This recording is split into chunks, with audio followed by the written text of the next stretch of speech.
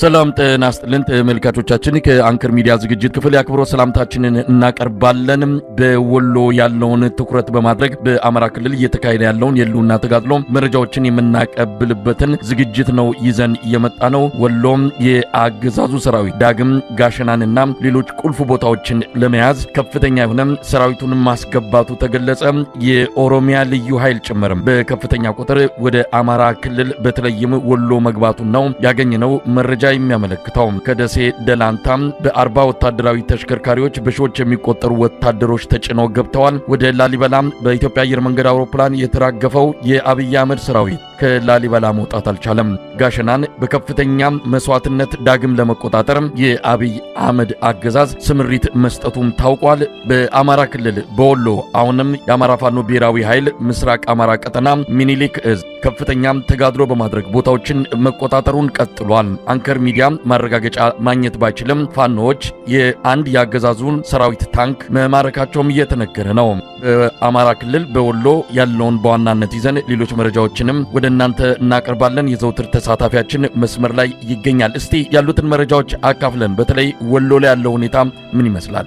መሳይ በወሎ በየትኛውም አቅጣጫ ማለት ይቻላል የፋኖ ኃይሎች አሁንም አዳዲስ ከተሞችንና አዳዲስ የውጊያ ቀጠናዎችን በመክፈት ትልልቅ ድሎችን እያገኙ ነው የሚገኙት። በዛው ልክ ደግሞ መንግስት ከፍተኛ የሆነ ዝግጅት በማድረግ በተለይ በደርግ ጊዜ ሁሉም ነገር ወደ ጦር ግንባር ተብሎ ወደ ሰሜን አካባቢ የኢትዮጵያ ጦር በሙሉ ወደ ኤርትራና ወደ ትግራይ እንደሄደው ሁሉ አሁን ደግሞ ሁሉም ነገር ወደ ጋሸና በሚያስብል ደረጃ የሀገሪቱን ሁሉንም እዞች በተለያየ አቅጣጫ ወደ ጋሸና እያጠቃ ጋሸና ገባ እንዲፈጽምና የጋሸናን አካባቢ መልሶ ለመቆጣጠር ከፍተኛ ዝግጅት እያደረገ ነው። ነገር ግን በአንጻራዊ ደግሞ የፋኖ ኃይሎች በትናንትናው ዕለት ወሳኝ የጦር ሰፈር እንደሆነ የሚነገርላትን የድልብ ምሽግ መስበር መቻላቸውንና ከተማዋን መቆጣጠር መቻላቸውን በጋሸና በቅርብ ርቀት የምትገኘው ወደ ላሊበላ በሚወስደው መንገድ ላይ የፋኖ ኃይሎች ይህንን በጣም ስትራቴጂክ ወታደራዊ ጠቀሜታ ያላትን የድልብ ከተማን በከፍተኛ ጀብዶ እና ጀግንነት ከተማዋን መቆጣጠር መቻላቸውንና እዛ አካባቢ ሰፍሮ የነበረውን የመከላከያ ሰራዊት ወደ ላሊበላ ሸሽቶ እንዲሄድ ማድረጋቸውን ነው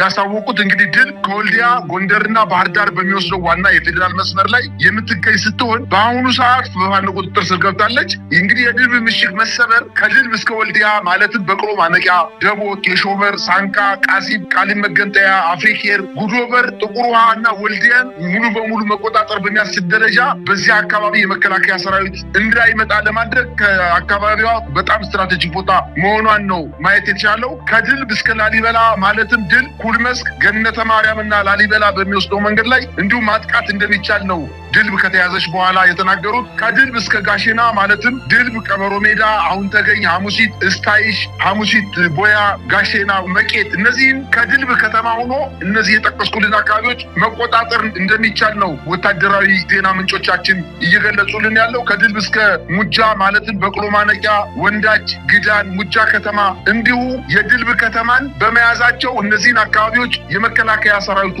መልሶ ለማጥቃት በሚንቀሳቀስበት ወቅት ስትራቴጂክ ቦታ መሆኗን ጠቅሰው ድልብ ከተማን አሁንም ከጋሸና ያልተናነሰ ከፍተኛ ትንቅንቅ በማድረግ ከተማዋን መቆጣጠር መቻላቸውን ነው የጠቀሱት። ግን በአጠቃላይ መሳይ ጋሸና የአገሪቱ የመከላከያ ኃይል በሙሉ ማለት በሚያስችል ደረጃ ወደ ከተማዋን ለመቆጣጠር በተለያየ አቅጣጫ እና እዛው ጋሸና አጠገብ ላይ ተከቦ የሚገኝ ተቆርጦ የቀረ የመከላከያ ሰራዊት በከተማዋ ደቡባዊ ክፍል አሁንም በአንድ ምሽግ ላይ ራሱን መሽጎ አብዛኛውን ክፍል ግን የፋኖ ኃይሎች እንቅስቃሴ እያደረጉበት ነው። ይህን ኃይል ለማትረፍና ፖለቲካዊ ድል ለማግኘት የፋኖ ኃይሎችን ከጋሸና ለማስወጣት የሀገሪቱ ጠቅላላ እዝ በሙሉ ወደዛ ከተማ እየተመመ እንደሚሆንና ትዕዛዝ ተሰጥቶ እንቅስቃሴ እየተደረገና ምናልባትም ዛሬና ነገ ከጋሸና ውጪ ወደ ጋሸና ለመክበብ እንቅስቃሴ የሚያደርግበት ሰዓት ከፍተኛ ውጊያ በተለያየ ቦታ ላይ በአንድ ጊዜ ሊፈነዳ እንደሚችል ነው ማወቅ የተቻለው። ለምሳሌ መሳይ ደቡብ እዝ፣ ምስራቅ እዝ፣ ምዕራብ እዝ፣ ሰሜን እዝ፣ ማዕከላዊ እዝ፣ 8ኛ እዝ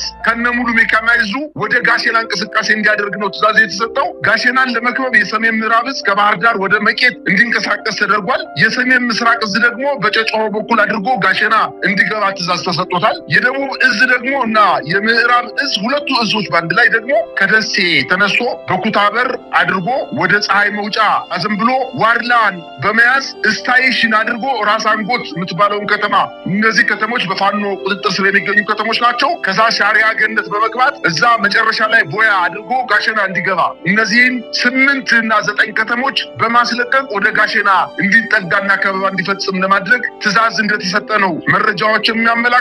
በአጠቃላይ ግን የወሎ ድል በከፍተኛ ደረጃ እንቅስቃሴ እየተደረገበት ቢሆንም አሁንም በአንድ ምሽግ ላይ ራሳቸውን ቀብረው የሚገኘው በጋሸና አጠገብ ቀብረው የሚገኙ የመከላከያ ሰራዊት አባላት ብቻ ሳይሆኑ በጋሸና ከተማ የአንጎት ወረዳ ዋና አስተዳዳሪ ከነሙሉ ካቢኔው፣ የጋዞ ወረዳ ከንቲባ አቶ ሀብታሙ ካሳው ከነሙሉ ካቢኔው፣ የግዳን ወረዳ ዋና አስተዳዳሪ አቶ አማኑኤል አያሌው ከሙሉ ካቢኔው ጋር፣ የዋድላ ድላንታ ዋና አስተዳዳሪ ሽልማባዬ ከነሙሉ ካቢኔው ጋር፣ የጋሸና ከንቲባ ፀሐዬ ውቤ የተባለው ከንቲባ ከነሙሉ ካቢኔው ጋር በአጠቃላይ በጋሸና ከተማ ከሚያስተዳድሩትና ከተነጠቁት ወረዳ በመሸሸት ወደ ጋሸና ከተማ ከመከላከያ ምሽግ ውስጥ ራሳቸውን ቀብረው እንደሚገኙና ለመውጣትና ከጋሸና ጠፍተው ወደ ሌላ ቦታ ሰላማዊ ወዳሉት ቦታ ለመንቀሳቀስ ባይችሉም ነገር ግን በመከላከያ ተጠርንፈው እናንተ የትም አትሄዱም፣ እኛን እዚህ በአረርና በጥይት አስመታችሁ እናንተ በሰላም ልትኖሩ አትችሉም በማለት መከላከያ እነዚህን ሙሉ ካቢኔዎች የ6 እና የ7 ወረዳ ካቢኔ ከነሙሉ ወረዳ አስተዳዳሪዎች ጋር አፍኗቸው እንደሚገኝና በመካከላቸው ምናልባት ግጭቶች ሊፈጠሩ እንደሚችሉ እነዚህን ለማዳን ነው በዋነኝነት በ6 እና በ7 አቅጣጫ የመከላከያ ሰራዊቱ ጋሸናን ለመክበብ የሀገሪቱን ጦር በሙሉ ማለት በሚያስችል ደረጃ ወደ ጋሸና አካባቢ እያጠቃ ጋሸና እንዲቆጣጠር ለማድረግ እንቅስቃሴ እያደረገ ያለው። በእርግጥ መሳይ መከላከያ ሰራዊት ይህንን ተሸንፎ የለቀቃቸውን ቦታዎች በሙሉ መልሶ ለመያዝ የሚያስችል ወታደራዊ ቁመና የለውም። መንግስት ግን እያደረገ ያለው የመከላከያ ሰራዊቱ በጣም እየተዳከመ በመምጣቱ የኦሮሚያ ልዩ ኃይል በከፍተኛ ቁጥር ከከባድ መሳሪያትና ከፍተኛ ትጥቆችን በመያዝ ለልዩ ኃይል አባላት የማይፈቀድ በሀገሪቱ የሚከለከል ከባባድ መሳሪያዎችን ፒቲአር የሚባሉ ተሽከርካሪ ታንኮችን የጎማ ተሽከርካሪ ታንኮችን በመያዝ በአውሮፕላንም ባገኘው ክፍት መንገድን በሙሉ ወደ ባህር ዳር፣ ወደ ላሊበላ፣ ወደ ወልዲያ እና ወደ ቆቦ ከተሞች እያስገባ መሆኑና አሁን ጦርነቱ በኦሮሚያ ልዩ ኃይል ተዘጋጅቶ የከረመው ለ38 ጊዜ ወታደራዊ ስልጠና የወሰደው እና በከፍተኛ ደረጃ ትጥቅ የያዘው የኦሮሚያ ልዩ ኃይል ወደ አማራ ክልል ገብቶ ከፋኖ ኃይሎች ጋር ትንቅንቅ ለማድረግ እንደሆነ መረጃዎች ጠቁመዋል። ነገር ግን ጋሸና ወታደራዊ አቅማቸው በልበ ሙሉነታቸው የቆረጡ ወታደሮች፣ ጀግኖች የፋኖ ኃይሎች አሁንም ታሪክ መስራታቸውን ቀጥለዋል። ምናልባት ያልተረጋገጠ መረጃ ቢሆንም አሁንም በጋሸና ዙሪያ ከፍተኛ ጦርነት እየተደረገ ሲሆን ታንክ እንደማረኩ እና አሁንም ሰራዊቱን እያፈረሱት እንደሆነ ታንክ መማረክ ማለት ምን ማለት እንደሆነ እንግዲህ ወታደራዊ ጠበብቶች እንደሚናገሩት ሰራዊቱ የአካባቢ ሰራዊት ፈርሷል ማለት ነው። ሻለቃዎች ጀምሮ ከሻለቃ በላይ ያሉ ወታደራዊ አመራሮች ከቆሰሉ፣ ከተማረኩ፣ ከሞቱ ሰራዊቱ ፈርሷል ማለት ነው። ወታደራዊ ሳይንሳዊ ትንታኔ የሚሰጡ ወታደራዊ ባለሙያዎች እንደሚናገሩት። ስለዚህ በጋሸና አካባቢ አሁንም ታሪክ መስራታቸውን ቀጥለዋል። እነሱ ደግሞ የሚዲያ ሰራዊታቸውን አሰልፈው በላይነሽ አመዴ መጣች እንደዚህ አረገቻቸው አመድ አረገቻቸው እያሉ በዲጂታል ሚዲያ ሰራዊቶቻቸው እየለፈለፉ ነው የሚገኙት። ነገር ግን እየተዳከመ ሳይሆን ከዛው አፍንጫቸው ስር ላይ በ9 እና በ10 ኪሎ ሜትር ርቀት ላይ የምትገኘውን የድልብ ከተማን ወታደራዊ ቁልፍ ቦታ የሆነችውን የድልብ ከተማን የሰራዊት ክምችት የነበረባትን የድልብ ከተማን አሁንም መጥተው እያስለቀቁ የድልብን ከተማ ብቻ ሳይሆን በዛ አካባቢ ያሉ አጠቃላይ ቦታዎችን እየመቱ የመከላከያ ሰራዊቱን እያፈረሱት እንደሆነና አሁንም ለአማራ ህዝብ ብቻ ሳይሆን ለኢትዮጵያ ህዝብ ተአምር የሆነ ድል እያሳዩና እያስገረሙን መሆናቸውን ነው ማየት የቻልኩት። መሳይ እንግዲህ ወሎ ያለው ወቅታዊ ሁኔታ ላይ እንቆይ።